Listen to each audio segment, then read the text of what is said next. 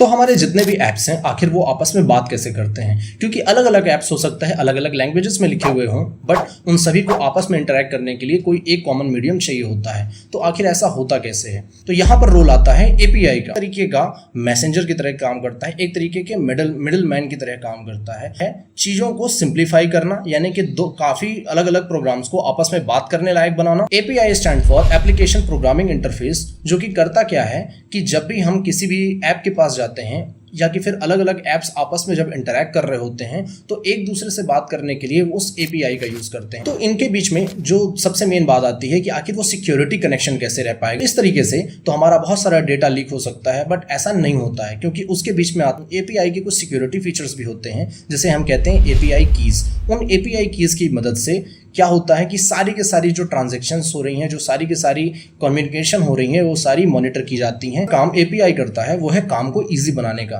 जो एक छोटा सा विंडो ओपन होता है लॉगिन विंडो में कि directly login with Google, login with Facebook, indication, बहुत सारा डेटा ऑलरेडी अपने सर्वर पर रखे होते हैं। तो हम क्या करते हैं कि हम कोई एक नया ऐप क्रिएट करते हैं और उस ऐप में अगर हमें वापस सारी चीजें स्क्रैच से शुरू नहीं कर रही हैं, लॉगिन विद गूगल और लॉगिन विद फेसबुक कर सकते हैं। Follow me for more insights like this.